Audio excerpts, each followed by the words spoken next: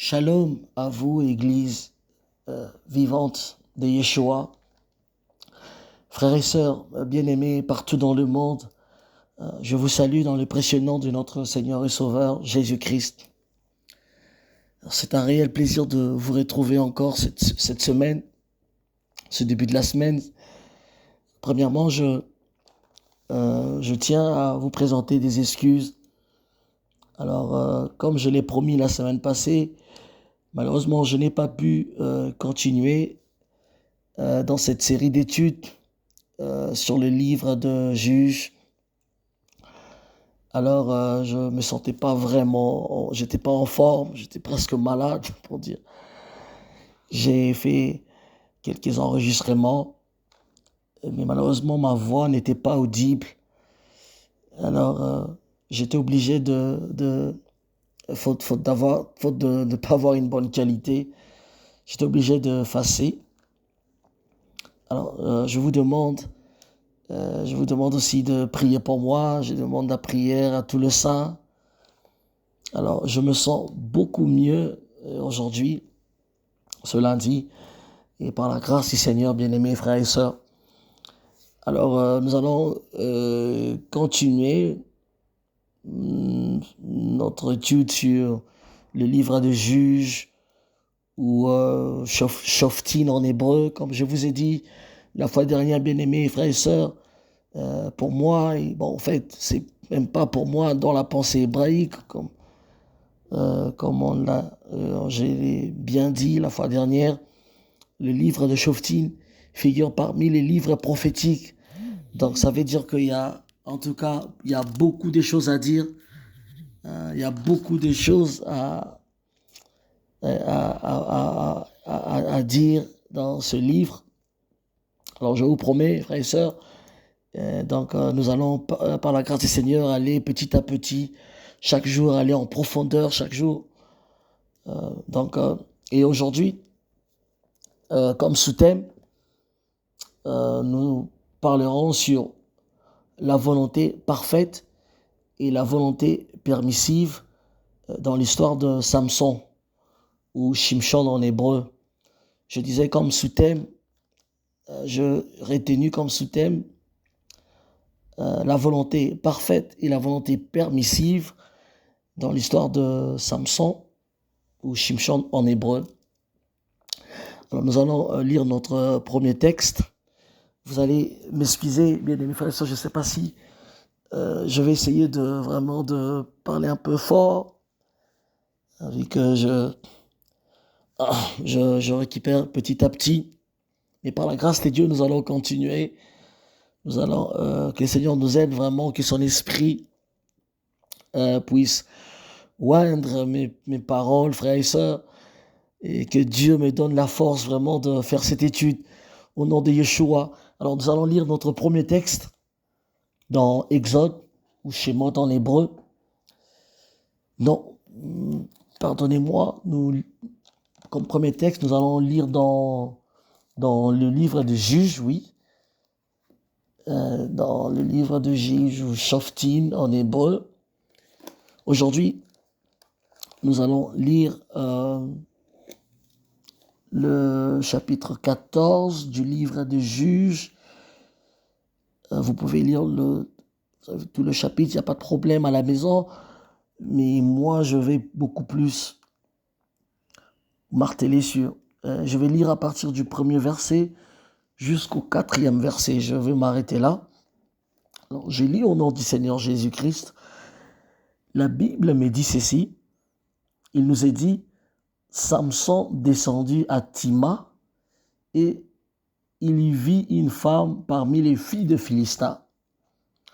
Lorsqu'il fit remonter, il le déclara à son père et à sa mère et dit, « J'ai vu à Timna une femme parmi les filles de Philistin, prenez-la maintenant pour ma femme. » Son père et sa mère lui dirent, « N'y a-t-il point de femme parmi les filles de tes frères et dans tout notre peuple, que tu ailles prendre une femme chez les Philistins qui sont incirconcis? » Et Samson dit à son père, « Prends-la pour moi, car elle me plaît. » le verset 4, j'attire votre attention, bien-aimés frères et sœurs, j'attire votre attention le verset 4, il nous est dit ceci: son père et sa mère ne savaient pas que cela venait de l'Éternel, car Samson cherchait une occasion de dispute de la part des Philistins.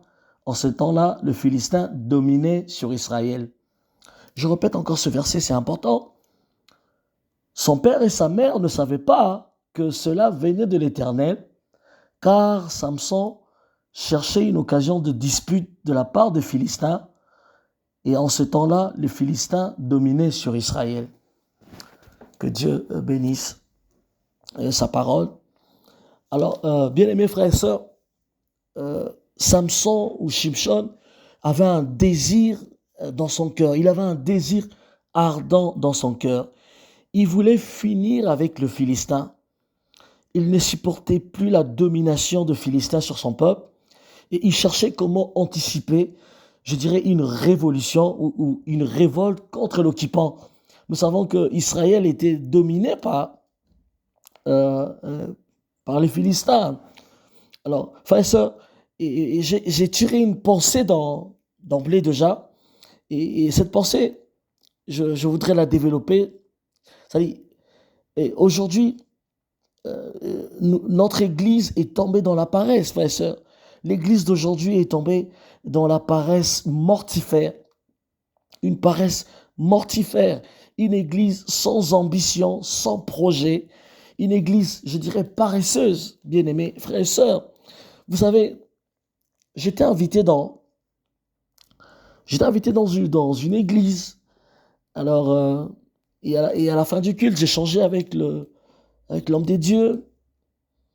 Et il me parlait, il me disait, bien-aimé frère, je ne sais pas, qu'est-ce que nous devons faire pour remplir cette église? Cette église, elle est vide. Alors, je lui ai dit, j'ai répondu à cet homme de Dieu, j'ai dit, mais en tout cas, révérend, il faut prier Dieu. Il faut prier Dieu pour que Dieu puisse bénir son œuvre. Mais aussi, il faut sortir dans les rues pour évangéliser. Il faut faire du porte-à-porte. Bien-aimés frères et sœurs, le premier chrétien faisait du porte-à-porte. Ils évangélisaient dans le marché, sur de grandes places. Vous voyez, ils évangélisaient sur de grandes places. Ils faisaient du porte-à-porte. Donc, ici, la Bible nous parle. La Bible nous dit que Samson cherchait une occasion de dispute de la part des Philistins. Il cherchait une occasion de dispute pour libérer Israël. Vous voyez? Donc, Samson, déjà dans son cœur, il nourrissait une pensée. Il voulait libérer son peuple. Et il faut savoir que dans ce livre de Juges, ou le livre de Juges, ou Shoftim, et tous les juges étaient des libérateurs aux yeux du peuple d'Israël. Et nous savons qu'il y a eu 12 juges en Israël. Et Samson ou Shimshon était le dernier juge. Il était le dernier juge parmi les 12. Il était le 12e juge. Voyez-vous, frères et sœurs. Et c'est pour cela, il ne dormait pas tranquillement. Il ne dormait pas sur son oreiller, comme on dit en français. L'Église est tombée dans une paresse, bien-aimés frères et sœurs. Vous avez des gens qui n'ont pas d'ambition. Une Église qui n'est pas participative. Une Église qui ne prend pas des ambitions. Et pour vous dire, frère, le bien-aimé et homme de Dieu à qui je viens de vous relater, mais écoutez, il s'est écoulé beaucoup de temps. Et jusqu'à aujourd'hui, je n'ai jamais vu cette église, son église sortie dans les rues, ne fût-ce que pour évangéliser. Et ça ne m'étonne pas que... je m'excuse, frère. Supportez-moi un peu avec ma voix qui est cassée. ça ne m'étonne pas que cette église est toujours vide jusqu'à aujourd'hui. Moi, je m'attendais à ce que, après avoir donné un bon conseil à l'homme des dieux, que peut-être qu'après, il y aurait quelque chose, mais jusqu'à aujourd'hui, non. Vous voyez, on maintient de programmes chaque semaine, chaque mercredi, chaque dimanche, mais pendant la semaine, on fait quoi? On fait rien pendant la semaine, frères et sœurs. Hein. On fait rien pendant la semaine. L'église est devenue une église consommatrice, où vous avez des gens qui viennent seulement chaque dimanche avec la Bible sous le bras pour écouter la parole de Dieu. Mais durant la semaine, il n'y a rien qui se passe. Personne n'est là, personne ne se présente pour évangéliser, même dans de coins de rue, tout ça. Non. Mais frère, une église consommatrice, où les gens ne viennent que les dimanches pour recevoir, pour consommer. Mais à la fin, ils font quoi? Ils ne font rien. Ils ne mettent pas cette parole en pratique. Le premier chrétien, l'église primitive, non, frère. Nous sommes loin de cette église. Nous sommes loin de cette première église, l'église de Jérusalem. Donc, bien mes frères et sœurs, alors nous allons voir que Dieu, dans sa volonté permissive, va permettre Samson d'épouser une femme philistine. Je répète encore, Dieu, dans sa volonté permissive, va permettre à Shimshon ou Samson d'épouser une femme philistine, c'est-à-dire une femme issue du peuple ennemi d'Israël.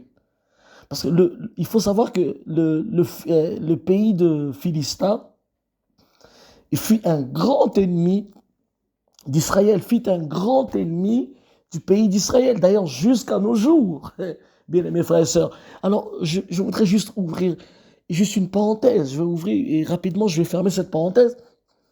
Je vais ouvrir une parenthèse.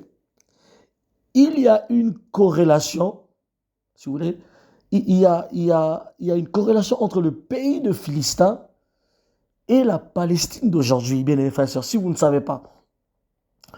Vous connaissez tous l'histoire de Goliath, les géants.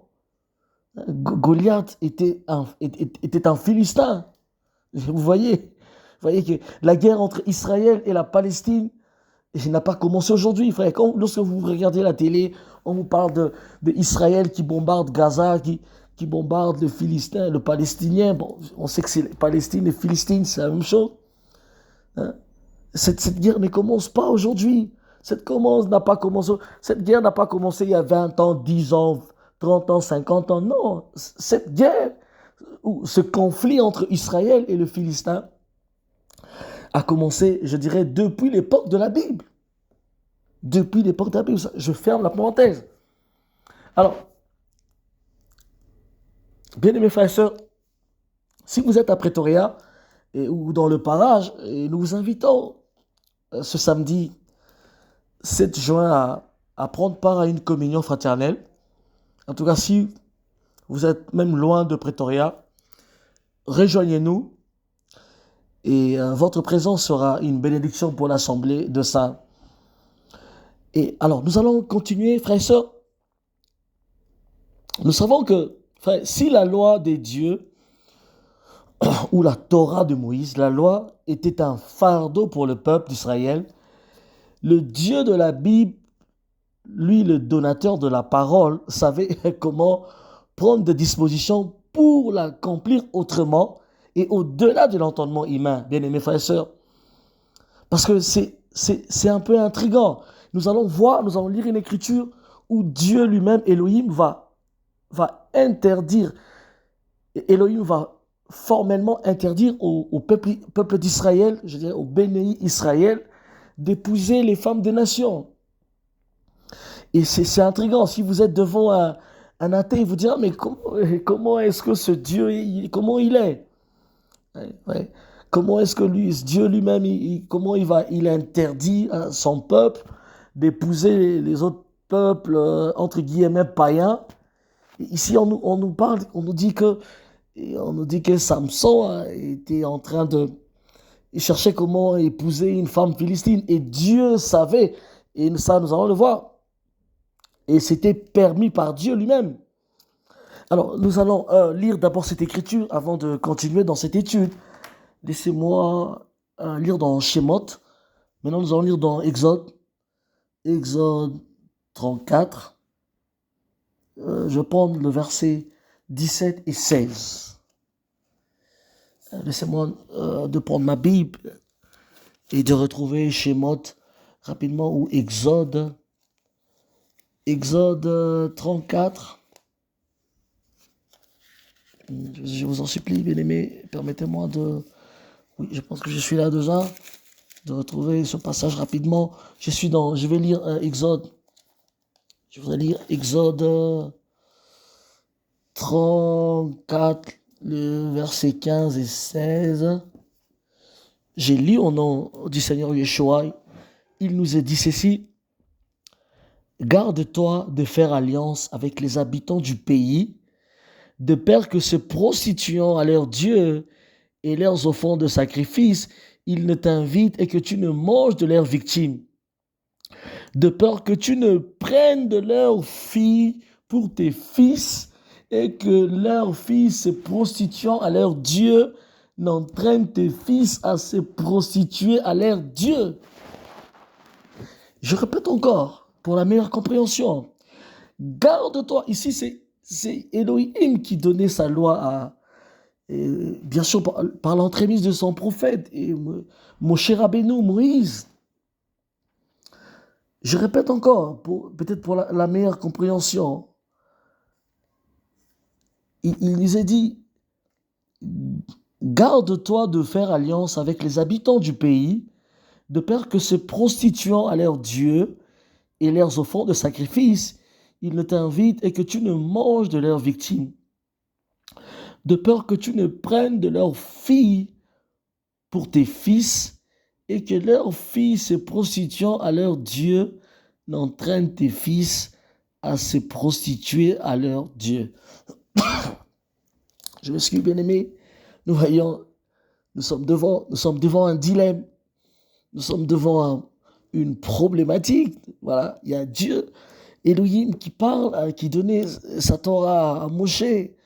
Moïse était en train de transmettre la Torah, la parole des dieux au peuple d'Israël. Et le prophète des dieux qui transmettait cette parole, le Pentateuque, et nous savons que lui-même était marié à une non-juive. Ça, c'est intriguant.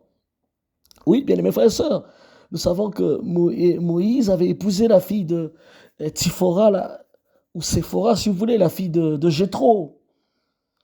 Oui, la femme de Moïse était, il a dit, le pays de Madian, le pays de Madian, c'est chez le Kenya. Voyez-vous, frères et sœurs, hein? Jéthro qui était sacrificateur ou prêtre de Madian. Et nous savons même que Jéthro lui-même ne servait pas Dieu. Il ne servait pas Elohim, Dieu. Hein? Donc, Moïse lui-même était marié à une non-juive. Moïse qui nous a transmis la Torah. Moïse qui a écrit lui qui a transmis le Pentateuque, c'est-à-dire les 5 livres. Les livres de Genèse, Bereshit, Exode, Shemot, Nombre, Bamimbar, les livres de Lévitique, Vaïkra, et les livres d'Hétéronome, d'Evarim. Moshe Rabbeinu lui-même était marié à une non-juive. Comment expliquer cela, frères et sœurs? Comment expliquer cela? Et là, nous sommes petit à petit en train de planter les décors pour toucher maintenant la volonté permissive de Dieu. Nous allons le voir, ne vous en faites pas, bien aimés frères et sœurs. Nous allons voir comment est-ce que la volonté permissive, c'est la volonté que Dieu permet des situations exceptionnelles. La volonté parfaite de Dieu, elle s'applique pour tout le monde et s'applique pour des cas en général. Et la volonté permissive de Dieu s'applique souvent dans de cas isolés, mais de cas exceptionnels. Nous allons encore voir cela, bien-aimés frères et sœurs. Moïse, comment expliquer? Moïse qui parlait bouche à bouche avec Elohim. Vous savez, dans dans le livre de Nombre, dans Nombre, je crois 12, le verset 8, j'aime bien la version Martin. Il nous a dit, Dieu il disait, je parle avec lui bouche à bouche. Béalpé, j'aime bien en hébreu, comme, oui, et la version de Shoraki, la version Martin, il dit, je parle avec lui bouche à bouche, et il me voit en effet, et non point en obscurité, ni dans aucune représentation de l'Éternel. Dieu parlait bouche à Moïse. Dieu parlait bouche à Moïse. Alors que, vous voyez, frères et sœurs, Moïse n'était pas n'importe qui. Il parlait avec Dieu. Il parlait dans le... quelqu'un me disait, quand Dieu dit bouche à bouche, ça dit dans l'intimité. Dieu parlait vraiment à Moïse comme s'il était son ami. Vous voyez, Dieu parlait à Moïse comme s'il était son ami. Et quand on parle avec quelqu'un bouche à bouche, c'est vraiment un ami. Hein? Moïse n'était pas n'importe qui. Et il nous a dit que Dieu parlait à Israël par des énigmes. Mais à Moïse, non. Il n'y avait ni obscurité, ni aucune représentation de l'Éternel. C'est-à-dire, on peut comprendre que Moshe Rabbeinu voyait l'essence de Dieu. Il voyait le sens d'Élohim. Il voyait Dieu dans son essence. Ne me demandez pas comment, frère. Ne me demandez pas comment. Moi, je crois la parole du Seigneur. Je crois ce qui est marqué. Je crois ce qui est écrit, frère. Moïse connaissait le sens d'Élohim. Il voyait Dieu comme il était. Alors que chez les peuples, non. Le Béné Israël, non. Et vous savez, dans la pensée hébraïque, il est strictement interdit de faire une certaine image à Dieu, ou une statuette, ou une représentation quelconque. C'est strictement interdit, bien aimés frères et sœurs. On ne représente pas Dieu. Parce que personne n'a vu Dieu. Personne n'a vu Dieu. On ne représente pas Dieu, bien aimés frères et sœurs. Et je vais marteler un peu sur mes bien-aimés, sur les branhamistes. Honte à vous, vous les branhamistes. La honte pour mes bien-aimés frères branhamistes. Honte à vous avec toutes les photos que vous collez dans vos églises. Honte à vous. Vous devriez avoir honte des branhamistes. L'église, les branhamistes sont tombés dans une idolâtrie jamais sans précédent. Même dans le catholicisme, mais bon, oui. Vous êtes dans la même boîte. Honte à vous, branhamistes, avec les photos que vous mettez dans vos églises. Bien aimés, nous devons faire attention. Vous qui utilisez des photos de Jésus, ce temps, bon, je ne dirais pas blanc, parce que certains vous diront, bon, peut-être que je suis raciste. Je ne le suis pas. Mais ce n'était pas Jésus. Et Jésus n'était pas crucifié de la... Non. Honte à vous, frère. Ne cherchez pas à mettre cette photo dans vos maisons ou sur vos téléphones, à l'église. Ça ne sert à rien. C'est de l'idolâtrie. Vous ne devez pas. Vous ne devriez pas. Répentez-vous et revenez dans la sainte doctrine. Fouillons la colère à venir. Fouillez la colère à venir, bien-aimés frères et sœurs. Et nous allons voir que Samson ou Shimshon fait partie de cette liste des héros de la Bible à qui le Seigneur va permettre d'épouser une femme non juive. Oui, Samson fait partie de cette série, de ce genre, de ces héros, que le Seigneur va permettre d'épouser une femme de nation, une femme non juive. C'est-à-dire, Dieu, dans sa volonté permissive. Alors, la volonté permissive de Dieu s'exécute dans des cas exceptionnels, frères et sœurs. Ça, il ne faut pas l'oublier. La volonté permissive de Dieu s'exécute dans des cas exceptionnels, c'est-à-dire pour une circonstance, ou je dirais dans une circonstance particulière, pour amener une réponse, je dirais une réponse spécifique dans un cas isolé. Dieu pour donner une réponse à un cas spécifique, une réponse spécifique à un cas isolé, il peut permettre sa volonté permissive. Alors, je vais donner un exemple pour que ce que je suis en train de dire soit bien élucidé, bien aimés frères et sœurs, concernant le mariage, parce que ici, nous sommes en train de parler du mariage, comment est-ce que Shimshon, Dieu était dans le coup, Dieu avait permis à Samson d'épouser une femme philistine, euh, une fille de Philistin. Alors, nous savons que conformément à la volonté parfaite de Dieu, nous devons nous marier dans la foi chrétienne. C'est-à-dire, nous devons toujours exhorter et encourager les frères à épouser dans la foi chrétienne. Cela signifie quoi? Si un frère à l'église fait la demande à une sœur pour le mariage, c'est une bonne chose. Une sœur de la même église, c'est une bonne chose. Mais bien aimés frères et sœurs, il ne faut pas aussi oublier, si un frère membre d'une autre église peut aussi faire la même démarche. Donc, un frère, hein, je dirais un frère d'une autre église peut aussi faire la même démarche, c'est-à-dire aller dans une autre église et demander la main à une sœur. Et tant que ça reste dans la foi chrétienne, il n'y a pas de problème. Il n'y a pas de problème. Donc, ce n'est pas un problème. Si la famille de la sœur accepte et consente, non, il n'y a pas de problème. Si la famille, la sœur dit oui, elle accepte et sa famille aussi, si les parents disent oui, il n'y a pas de problème. Vous voyez? Donc, d'abord, je vais dire une chose ici, rapidement, parce qu'il y a des doctrines aujourd'hui où il faut, et je sais pourquoi je parle, de quoi je parle, il faut toujours marier dans son église. Non, frère, conformément à la parole, dire qu'il faut seulement se marier dans la même église, au fait, c'est là le pas biblique. Il n'y a pas une écriture qui impose à un frère d'épouser seulement dans son église, ou qui impose à une sœur d'être épousée seulement par un frère de son église. Il n'y a pas une écriture qui le dit. C'est pas biblique. Mais, du moins, nous savons que nous devons encourager les frères dans la foi. Hein. C'est-à-dire, nous devons nous marier selon la parole. Nous devons nous marier selon la parole et dans la même foi chrétienne. Ça, nous le savons. Et pourquoi je l'ai dit? Parce que il faut faire attention, frère. Il ne faut pas dire, bon, parce que il faut aller dans une autre église que un frère peut dire, bon, je vais aller trouver une fille qui manguiste, par exemple. Attention. Il ne faut pas dire, bon, le frère va dire, bon, comme nous devons nous marier dans la foi, je dois aller épouser une femme, une sœur témoin de Jéhovah. Attention, les témoins de Jéhovah, c'est une secte. Les Jéhovah, ils sont dans une secte.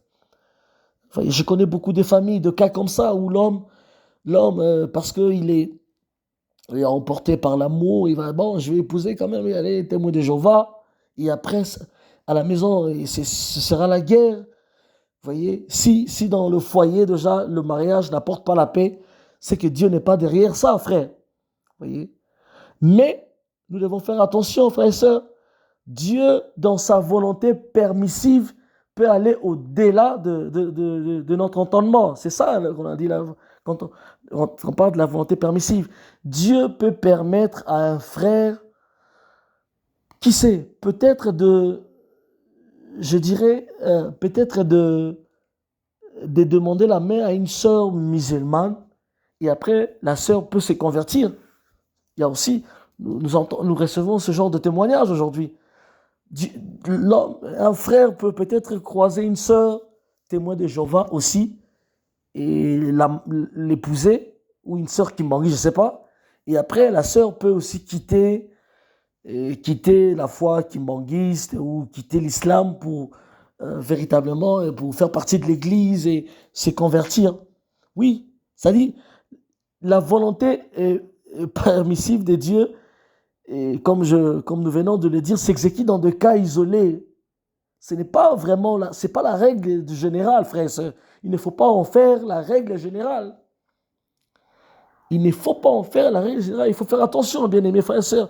Et là, vraiment, j'attire l'attention à j'attire même l'oreille de mes bien-aimés qui cherchent peut-être à se marier et tout ça. Il ne faut pas dire, bon, comme Dieu avait permis à Samson, et on peut aller plus loin. Et Joseph qui va qui va aller en Égypte. Et on sait d'abord l'esclave, et puis ensuite il deviendra premier ministre. Et Joseph aussi avait épousé une Égyptienne, ça on le sait. Même si on peut aller plus loin, que c'était des types, c'était des figures, je dis prophétiques, ça prévoyait déjà, je dirais, ça prédisait que le Seigneur allait épouser les nations païennes. On peut aller plus loin dans ça. Mais vous voyez que ce sont des cas isolés. Mais la règle générale, dans la Bible, la volonté parfaite, toute l'Église est soumise à la volonté parfaite du Seigneur. Nous devons appliquer la volonté, nous devons marcher conformément à la volonté parfaite de Dieu. Vous voyez bien, mes frères et sœurs. Et Dieu lui-même, Dieu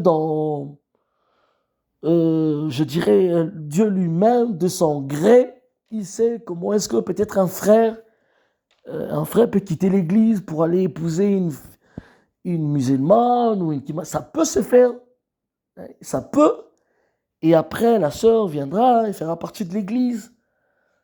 Mais ce n'est pas la règle générale, il faut faire attention, parce qu'après, ce sera le champ de bataille. Alors, bien les frères et sœurs, ici nous voyons que Shimshon ou Samson fut un homme d'action. Samson était un homme d'action. Samson était un homme de combat. L'Esprit de Dieu était sur lui. Et Samson, dans sa vocation, il devait libérer Israël de l'occupant et commencer la délivrance de son peuple. Il était préoccupé par cela, frères et sœurs. Et nous savons que dans Juge 13, lorsque l'ange du Seigneur, l'ange de l'Éternel, on sait que cet ange de Dieu et Yeshua lui-même, nous savons que c'est Jésus lui-même, parce que dans la Bible, lorsque vous voyez l'ange de l'Éternel, sachez bien qu'il s'agit du Seigneur Jésus-Christ, bien aimés frères et sœurs, mais Jésus dans sa théophanie. Jésus dans sa théophanie, oui, vous allez voir cet ange, c'est lui qui va, lorsque Abraham s'apprêtait à sacrifier son fils, Isaac, vous connaissez tous cette histoire de la ligature d'Isaac, et lorsque, Abraham s'apprêtait à mettre le couteau, l'ange de Dieu va l'arrêter. Il s'agit de lui, il s'agit du Seigneur. Et après, il va dire, je sais, comme tu n'as pas refusé de me donner, quand il parlait à Abraham, il va dire, tu n'as pas refusé de me donner ton fils. Voyez un peu ce que ça fait. Alors que nous savons que c'est Elohim, c'est l'Éternel qui avait demandé à Abraham de donner son fils, de lui sacrifier son fils, son fils unique, son unique fils. Vous voyez, bien aimés frères et sœurs, mais l'ange, il dira, non, comme tu n'as pas refusé de me donner ton fils. Ici, déjà, vous voyez que Jésus est Dieu. Donc l'ange parlait à la place de l'Éternel. C'est bizarre. Alors que dans toute la Bible, vous ne pouvez pas un ange de Dieu ne peut pas. Gabriel ne peut pas parler à la place de l'Éternel.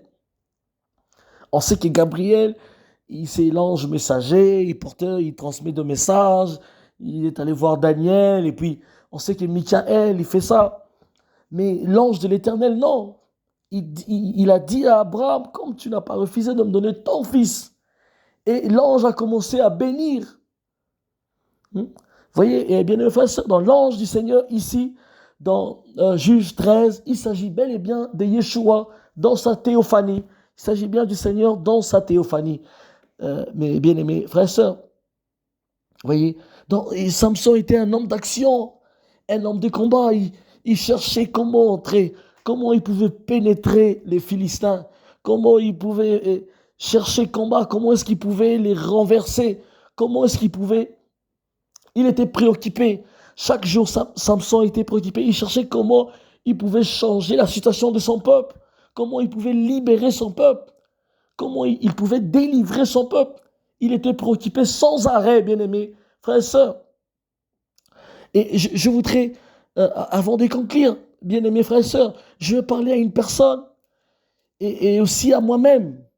Et bien-aimés, tant que nous n'entrerons pas en action, tant que nous n'entrerons pas en action pour libérer l'Église du Seigneur Jésus, hein, tant que nous n'entrerons pas en action pour libérer, je dirais libérer nos bien-aimés frères et sœurs dans l'idolâtrie, dans de fausses doctrines, alors l'Église restera dans cette paresse, l'Église restera comme dans sa tiédeur.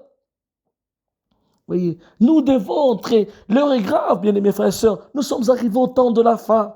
Nous devons entrer en action. Le Seigneur nous invite à entrer en action. Le Seigneur invite les frères et les sœurs à entrer en action. Nous devons être des hommes et des femmes prêts à entrer en action.